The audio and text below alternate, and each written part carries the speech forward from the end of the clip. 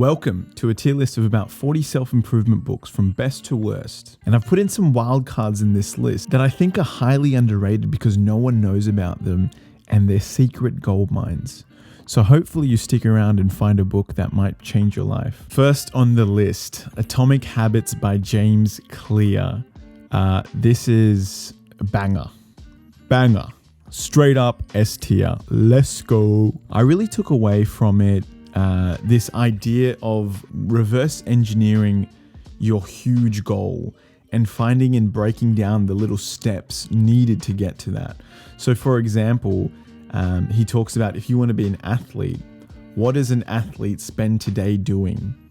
You know, regardless of if you have millions of dollars in teams surrounding you, like, you know, for example, LeBron James has a whole team and a host of people helping him. But what's he fundamentally doing today? He's training. And so just focusing on how best to use this day to day to help you get 1% better every day to eventually that goal that you want. Huge. And this book was just super practical. Like all these other books, or not all, but a lot of these other books are just conceptual and they get really like, okay, cool, you've told me all this, but how do I actually implement this? This book, super practical, love it. Moving on. Next book, Secret to Success by Eric Thomas. Again, a great book. And his story was amazing. Like Eric Thomas's story is hugely motivational from where he came being homeless to now running multi-million companies and coaching and all that kind of stuff. The thing I want to mention is I listened to this book and the audiobook was just amazing. It was like a movie in an audiobook form. And I don't know why more audiobooks don't do this. Like if you've ever listened to Marvel's Wolverine, the audio like series, it felt like that. It was just, it made this sound stage and you sort of get involved in the story. It was amazing. Great book. But I would probably give this a tier because good book, amazing audiobook, but you know, not the most amazing. Anyway, next, Barefoot Investor. This is the first personal finance book I ever read. And that's true for a lot of people. The reason why people say that, I feel like, is because it's so easy to access and its advice is very basic, which is what you need for a beginner level. So it's a great beginner book, very relevant for Australian people, because a lot of these other finance books are, you know, just sort of marketed towards US or UK, and you don't really know how to apply some of these things because finance can be really specific to the area. So this, I don't know, I'm going to put it as C, which isn't bad. It's good. It's like a good book. Next, Power of Habit, Charles Duhigg. This, I like only partly remember parts of this book, but I think this book is very similar to Atomic Habits.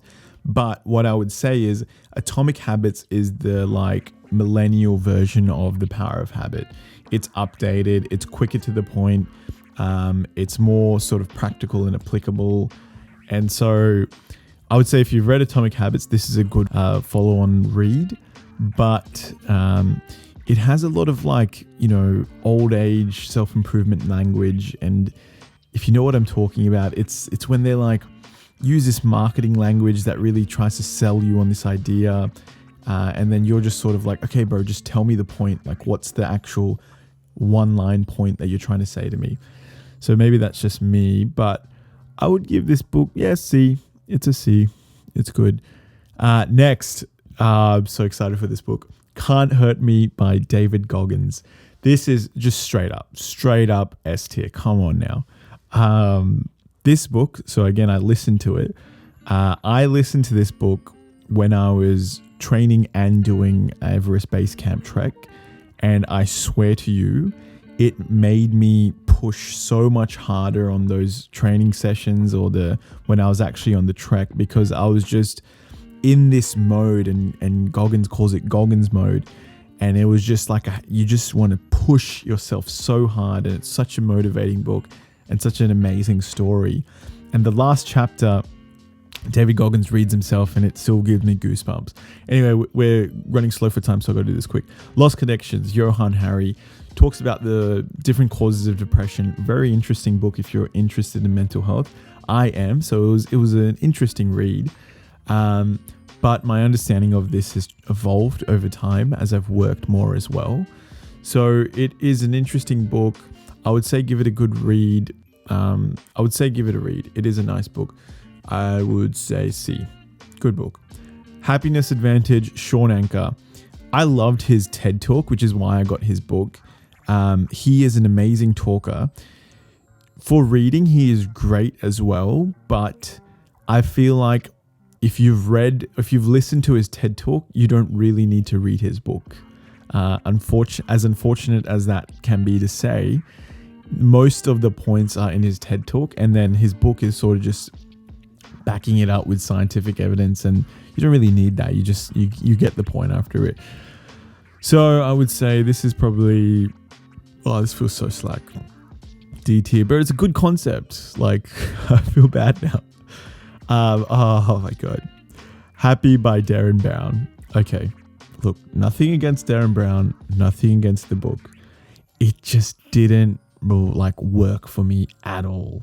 Like, I didn't get what he was saying. Like, I listened to it, which is a theme you'll see in this. I think it's a 14-hour audiobook, and I was at hour 13, and I was like, I don't know what has been said. I don't understand any of this. I'm sorry, man. It was just a lot of fluff. I didn't really get it. Soz. Next, Steal Like an Artist, Austin Kleon. Great book. I'm trying to think if this is... I'd put A tier. This book was just like, for people trying to be in a creative career and so there's two parts of what I've found doing more creative work is. There's a part of me that just works, just sit down and shut up and just do work. And that's almost imagine like maths. You open the textbook and you just pump out those little equations or whatever, and you'll get better eventually. But then creative work, sometimes you just need to be doing other things, and naturally creative ideas will come into your head. So without having any structure in creative work, how do you make it consistently, something that you improve on a daily basis? And Austin Kleon and his set of books, really his trilogy, I think I read the first and second one, help you in a creative space decide how you're going to be, working consistently towards creative goals. Which is actually a lot harder than a lot of people think, because creativity isn't something that's, predictable. Anyway, great read. Read it if you want to get into creative stuff, social media, YouTube videos, storytelling, blah, blah, blah. All right, next, The Body Keeps Score by Bessel van der Kolk. I have a love-hate relationship with this book. The first time I read it, I didn't like it, and I stopped reading it halfway. And then I was talking to someone and they said, hey, give this book a try. It's really good. I feel like you'll really resonate with it, blah, blah. And then I was like, okay, I'll try it out. And then I read it again and it was amazing. I love this book. It is such a beautiful take. Not a beautiful take. It gives you such a holistic understanding of mental health and the different sort of aspects in which it affects people. And how to sort of actually practically alleviate some of these things. So one of my big takeaway points from this book was I needed to look after and check in with my body more often. And at that point in my life, I wasn't working out consistently every day. So I'd be studying a lot because I was in uni, and then I wouldn't do any sort of workout. And so you'd forget about your body, and being connected with your body, I feel like is really good for your mental health, for just general well-being as well. There's a lot of points in this book. That was just one of them. I'm going to put that as an A tier. Great book. Stillness is Key, Ryan Holiday. Man. So I like Ryan Holiday. But this, I'm trying to think, was this? Oh, okay, yeah. So this book, it was okay, but I just remember being really bored. And I think, again, nothing against Ryan Holiday. I think if you've read one of his books, you've read basically most of them. Like his whole philosophy is around Stoic principles and living life, and the main concept really is he talks about is thinking about the circle of things that you can control, and then anything outside of that, just forgo it and don't worry about it. But anything within your circle of control, you need to try and work hard on and do things about. Stillness is the key. I like one of his other books that we'll come to later in the list, but this was honestly probably an E tier, I'd have to say. All right, next, big one, controversial one, Jordan Peterson, 12 Rules for Life. Okay, this book, let me think. Bro, it was so verbose and so fluffy. Like, the core points, some of them, not all of them, some of the core points make sense. And a lot of the other ones just make no sense at all. But I just felt like Jordan Peterson in general, when he speaks, and, he's a great speaker, but when he writes what he speaks, it just becomes this huge paragraphs of stuff that, again, you just tell yourself, man, you could tell me this in a lot less. And then, going on tangents. Anyway, okay book, I would say, E or D. I don't know. I would probably put E, which I know all the Jordan Peterson fans are going to hate me now, soz. Just my opinion. Gabor Mate, In the Realm of Hungry Ghosts. It's a book about addiction, which was very interesting. And again, I think not everyone's going to be like a coke addict or whatever reading this book. But everyone has some sort of addiction in their life, whether it be social media, food, whatever, right? And just looking at the effect severe addictions can have on people. And the author, Gabor Mate, is struggling with his own addiction as well.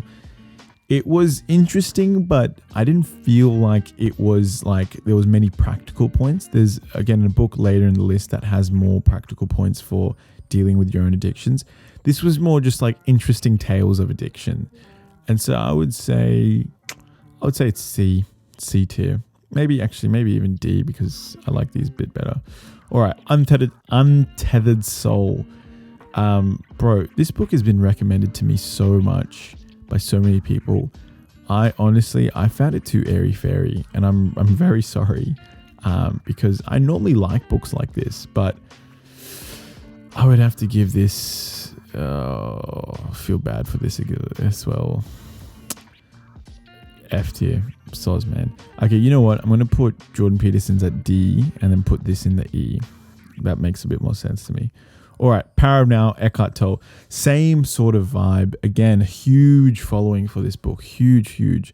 Bro, I just didn't get what he was saying. Like, I just didn't understand the terminology he was using. And maybe, that's me, not getting past my ego or something like that. But I don't know. I just didn't really get it. So, soz, man, E. Next, Ryan Holiday, The Obstacle is the Way. Fantastic book. This is peak Ryan Holiday. I'm going to put it at B. I read this book when I failed an exam, and I was like gutted, like absolutely gutted.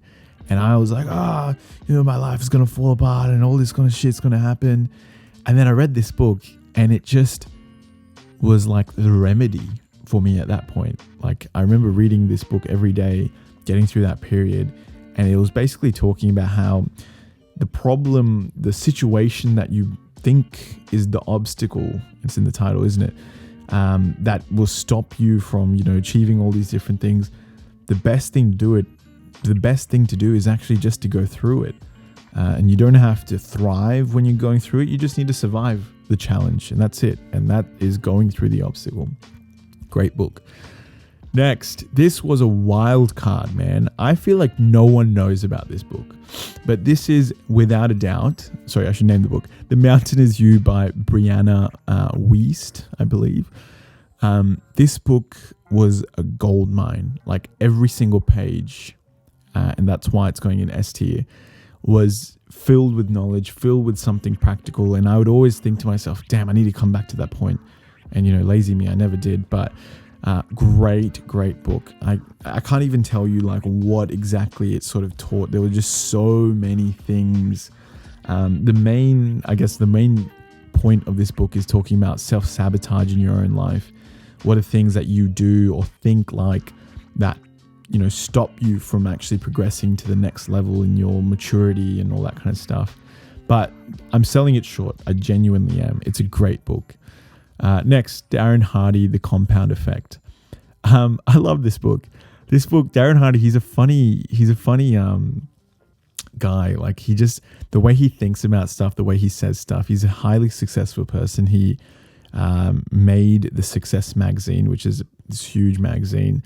And again, it's very similar to the Atomic Habits, where it just says, you need to do things on a daily basis that eventually over years will yield huge results. I would say this is a B tier. It's a very great book. Maybe even A. Like, I loved it that much. Next, Love for Imperfect Things by Haenim Sunim. This is a book by a Korean Buddhist monk, and it's very short. But it's a really nice read, because if you're, someone who's always trying to be very ambitious and have all these huge goals, sometimes your self-talk can become quite toxic, and your value gets defined. Your value as a person gets equated to how much work did I do? What goal did I achieve today? And this book is sort of just making you recheck yourself and recheck how you sort of think about things. So I would say it's a B tier. Very good book. Letting Go by David Hawkins. This book has this meditation called a letting go meditation, which to this day I think is, one of the most powerful meditations you can do. The book itself, though, after you've learnt that meditation or done it, it just sort of repeats the same point over and over again. So I'm going to give this a C tier. The Happiness of Pursuit. Okay book. It basically talks about, don't worry about the goal, focus on the journey. And again, it's a conceptual book, so there's not too many practical steps, and that's why it sort of bothers me. So I'm going to give this a D tier. Next, Born for This by the same author. Sorry, I'm forgetting his name. This book honestly disappointed me a bit, because I was going through a time where I wasn't sure what I was doing, and I wasn't I didn't know where I should be going, which path I should be going down in my career, in my life. And it didn't really help. It brings some interesting points. It brings some interesting concepts, but it wasn't that good, to be honest. I'm going to have to put it at an E tier. Make Time. Oh my God. This book was banger. Loved it. It's by these two guys. Oh my God. I'm so sorry. I keep forgetting these guys' names. By John. So Make Time by John Zeratsky and Jake Knapp. Great book. Just talks about like how to basically utilize your day and week in the most effective way possible, and eliminating fluff in your priorities and your goals. So I'm going to put this in A tier. I think it was really good for that, and because it was quick to the point. It's a short book. It doesn't spend a lot of time just talking about random fluff. Next one, Magic of Thinking Big. To be fully honest, I haven't finished reading this yet. I'm listening to it, and it's interesting. Again, it's a good concept. It makes you think about not settling for small goals, but thinking about how can I achieve. So say you have a goal, and it's to make $100 this next month, and rather than $100, make it $1,000. And then you think to yourself, shit, I can't make $1,000. How am I going to do that? So you work that much harder to get to that $1,000.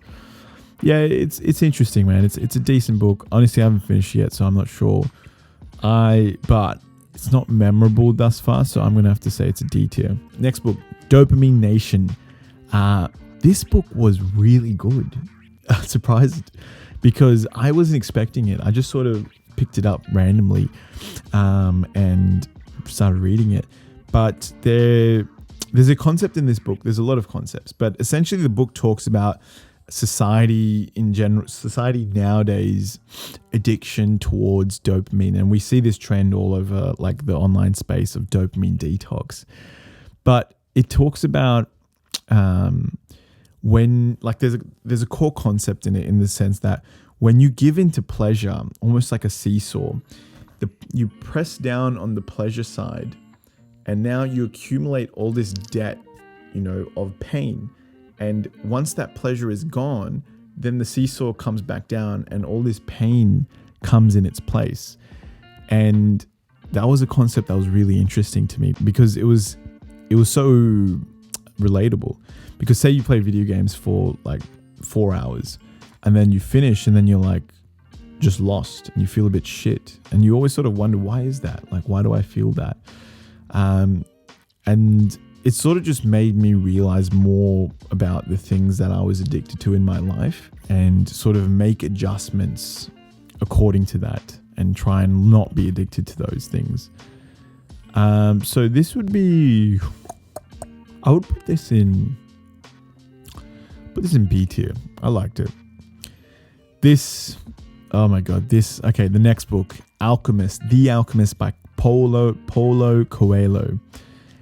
This book is the greatest book I've ever read in my life. Ever. It is the number one book I can recommend to anyone who wants to get into self-improvement. It's a fiction story, and it's one of the only ones on this. There's 2 books on this list that are fiction stories, but it was just so beautifully written, and it's a very short book. It's basically it's a coming of age story, and it goes through this shepherd's life and how he sort of goes through all these trials and tribulations and all the things he learns, and it was just so beautifully put. It almost read like a poem. And if you're interested in self-development, I would highly recommend this book. It is a beautiful book. Next, Hermann Hesse's Siddartha. This book I read first before reading The Alchemist, and it was a very sort of similar thing. Siddhartha was the best book I read in my life until I read The Alchemist. And again, same sort of thing. It's a coming of age. It's a story about Siddhartha, who later becomes Buddha.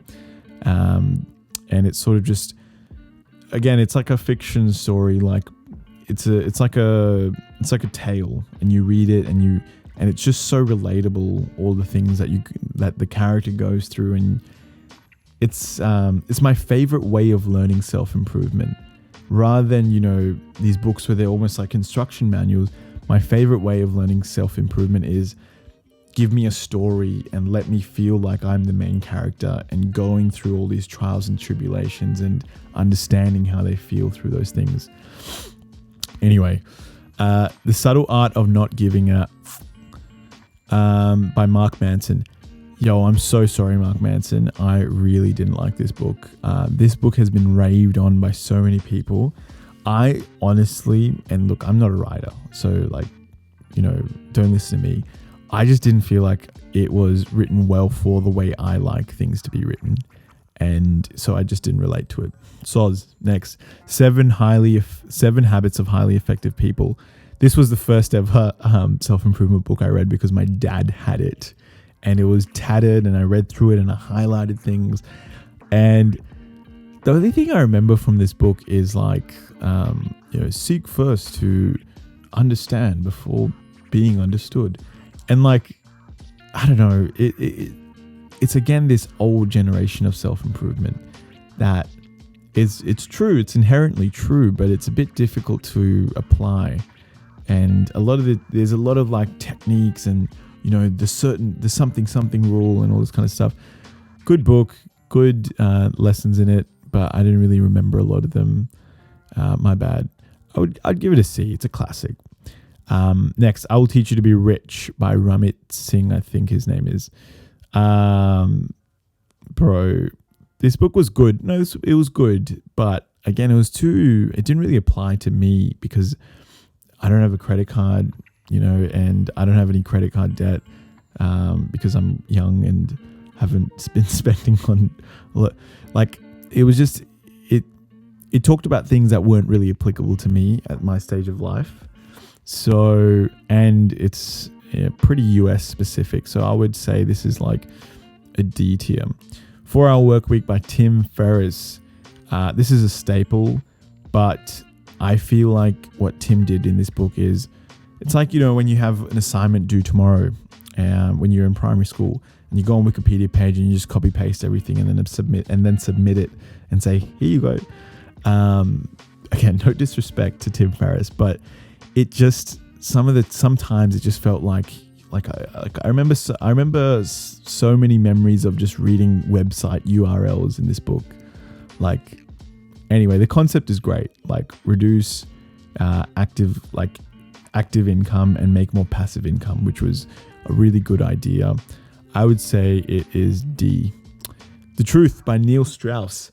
Controversial book because Neil Strauss, if you don't know him, created this other book called The Game, which essentially he's a pickup artist and he talks about, this is the technique I use for such and such.